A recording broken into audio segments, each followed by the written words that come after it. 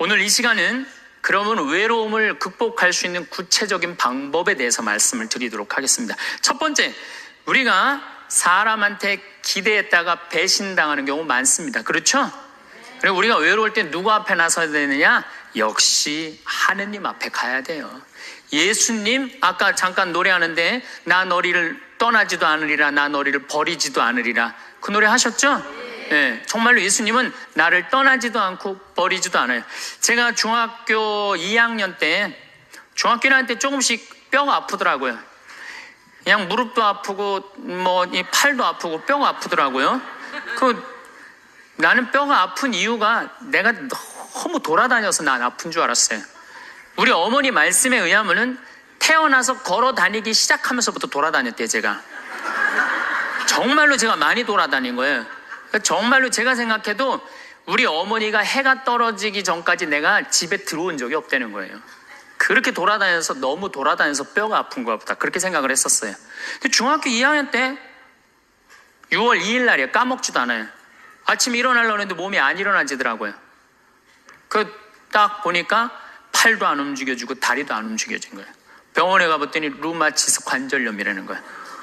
그래갖고 내가 움직이질 못했어요. 6개월 동안 밥도, 이 손이 오므라져 이제 밥을 먹죠. 걸어 다니지도 못하고. 그래서 학교를 2년을 못 다녔어요. 2년. 총 고등학교 1학년까지 3년을 못 다녔어요.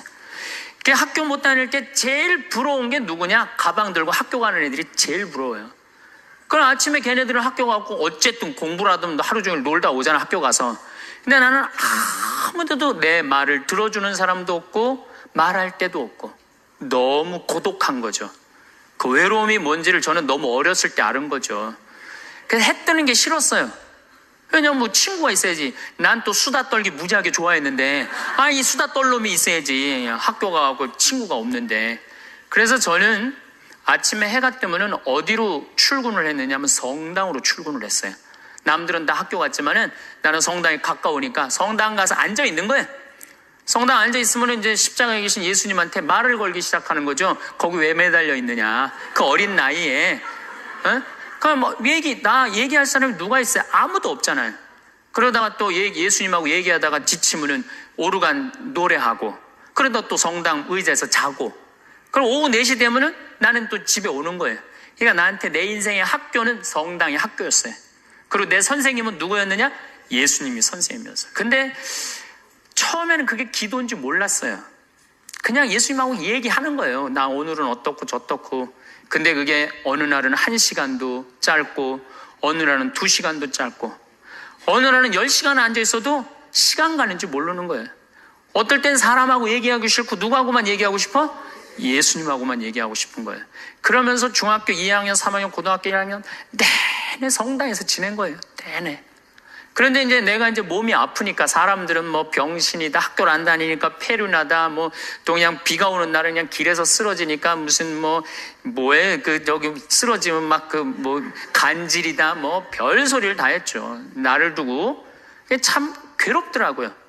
근데 성당에 와서 예수님한테 하면은 참, 예수님은 비밀도 잘 지켜줘. 예수님은 사람들한테 얘기하면 이 사람 저 사람한테 내 얘기 퍼뜨리고 그러잖아요. 예수님은 한번 말하면요, 남한테 말을 퍼뜨리질 않아. 예수님은 얼마나 말하기가 좋아요. 그러니까 내 그 가장 외로운 시기에 내 동반자는 누구였느냐? 예수님이었어. 예수님. 그러니까 시간이 지나면 지날수록 내가 누구한테 나의 삶을 의지하고 내 외로움, 고독의 시간에 나와 함께 해줬던 분이 누구였느냐? 예수님이었다는 거죠. 여러분들도요, 인생 살아가면서 어려울 때 있어요. 그런데 엉뚱한데 무당한테 가서 의지하지 말고, 다른 데 가서 의지하지 말고, 내 얘기 언제나 24시간 들어주는 누구한테 의지하면 돼요? 예수님한테. 예수님은 언제든지 날 받아주신단 말이에요. 그리고 나 같은 인간을 어떻게 예수님이 받아줄까 걱정하지 마세요. 예수님은요, 요한복음 4장에 보면요, 그 사마리아의 그 우물가에서 여자를 만났는데 그 여자 5번 이혼한 여자예요. 5 남자하고 살은 여자예요.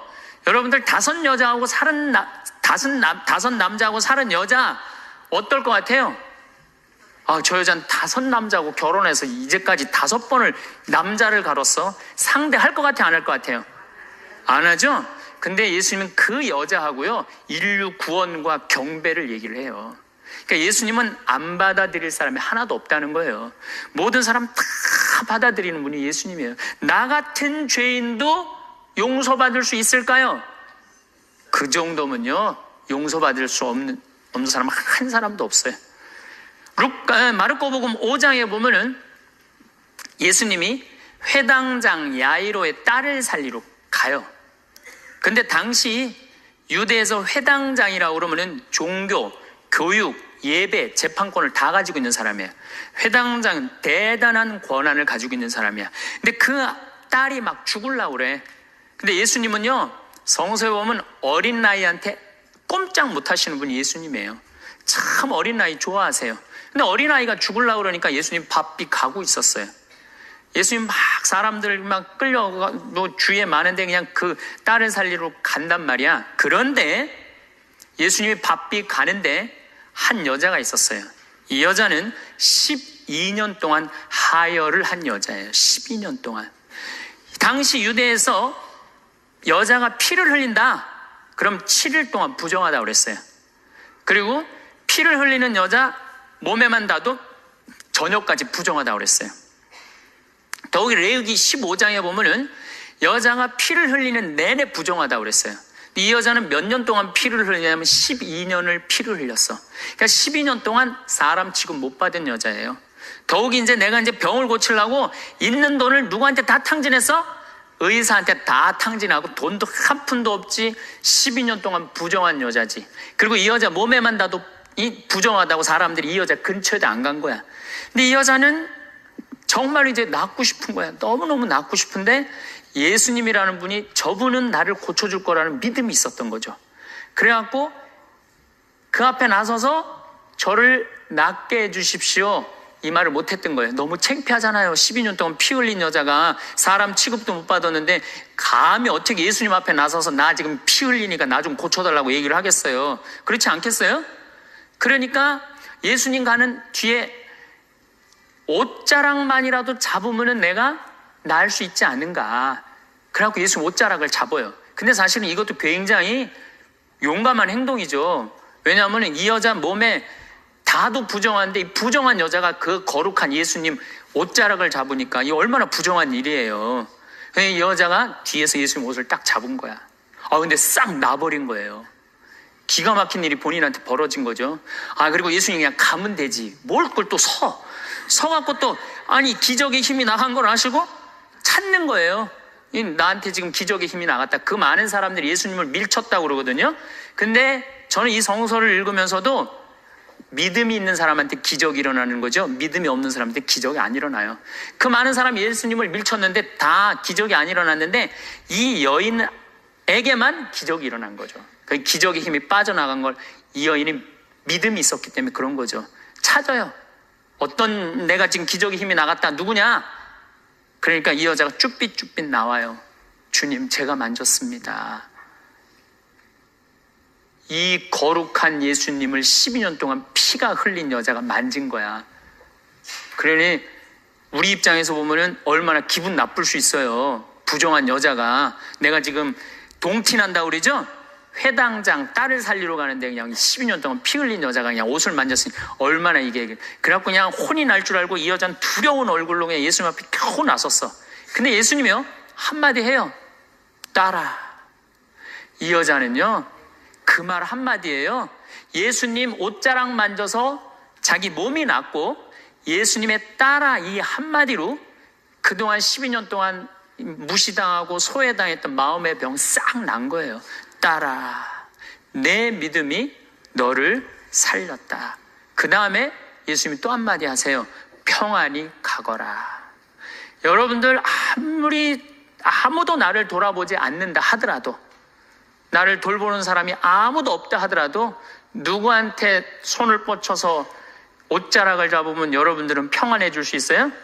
예수님한테. 딴 데 엉뚱한 데 가서 여러분들 외로움 달래려고 그럴 필요 하나 없어요. 예수님 앞에 나서면 돼요. 그런데 문제는 신부님 예수님 앞에 잘 나서지지가 않아요. 저도 중학교 2학년 때 하루아침에 기도된 게 아니에요. 제가 얘기했잖아요. 출근했다고 아침 9시에 학교 간 거지. 성당에 하루 종일 앉아 있었는데 2년을 그렇게 앉아 있었어요. 2년을. 그것도 아침 9시 오후 4시까지 아무것도 할 일이 없으니까 뭐 공부를 해 뭐를 해 학교를 안 다니니까 그냥 하루 종일 성당에 앉아 있는 거야. 그 다음에 이 노래가 참 중요해요. 내가 저 오르간 반주하면서 성가라는데 그것처럼 행복한 시간이 없더라고요. 그러니까 여러분들 예수님하고 가까워지려면요, 나 오늘부터 마음 잡고 예수님하고 기도할 거야. 그래갖고 성당에 앉아갖고 탁 기도 무지하게 오래 한 것 같아. 딱 시계 보니까 5분 지났어. 5분. 그건 기도가 아니에요. 예수님하고 오래 머무르는 거, 한 공간 안에서, 그게 기도의 시작이에요. 그래서 그게 1달, 2달, 3달, 1년, 2년. 그래서 미사가 중요한 거예요. 매일 미사 30분, 1시간 전에 와서 기도하고, 그게 은총의 시간이라는 거예요. 그래서 여러분들 외로우신 분들 어디로 가면 돼? 예수님한테 가라. 성당에 가서 앉아 있어라. 성체 앞에 머물러라. 그러면은 예수님이 뭐라 그래? 따라 평안히 가거라. 떠날 때는 그렇게 예수님 말씀하신다는 거죠. 그래서 내가 외로울 때 어디를 찾아가면 되냐? 예수님한테 찾아가면 된다. 그 얘기입니다. 예수님은 우리를 얼마나 사랑하시느냐 하면, 당신이 이제 내일 저녁에 죽을 거야. 내일 낮에 죽을 거야. 최후의 만찬 때 너무너무 사랑해. 내가 너무너무 사랑하는 아들, 딸들이야. 그 제자들 정말 너무 사랑해. 그런데 내가 이제 내일이면 죽을 건데 이 제자들 놔두고 가기가 마음이 짠하단 말이에요. 그래서 예수님이 어떻게 다 겉옷을 걷어붙이고 너희들 다 앉아. 그래갖고 발을 씻어줘요. 여러분들 이제 내가 이제 암이 걸렸어. 내가 암이 걸려갖고 이제 온몸에 이제 다 뼈까지 암이 다 전이 됐어요. 복수까지 다 찼어. 아무래도 이번 주 중으로 죽을 것 같아. 내가 남편, 자식 놔두고 이제 떠날 것 같아. 근데 내가 너무 사랑해. 너무 사랑하는데 내 사랑의 정표를 나눠주고 가고 싶단 말이야. 그래갖고 하루는 따뜻한 물을 받아갖고 소파에 전부 앉아. 암이 걸린 내가 소파에 전부 앉아. 그리고 남편 발을 닦아주면서, 나 당신 이렇게 사랑해. 나 잊지 말아줘. 아이들 발 닦아주면서, 나 너희들 너무너무 사랑한다. 나를 잊지 말아줘라. 이렇게 닦아주고 죽을 수 있는 사람이 몇 명이나 될까요? 지금 나 죽기 바빠 죽겠는데 다른 사람 신경 쓸 수 있어요? 그렇죠?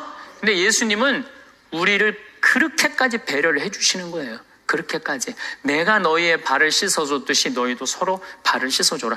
그런 예수님을 여러분들은 믿고 있는 거예요. 어디 가서 위로를 찾으려고 그래요?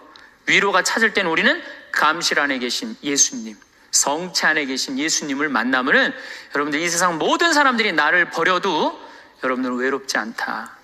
네, 그래요.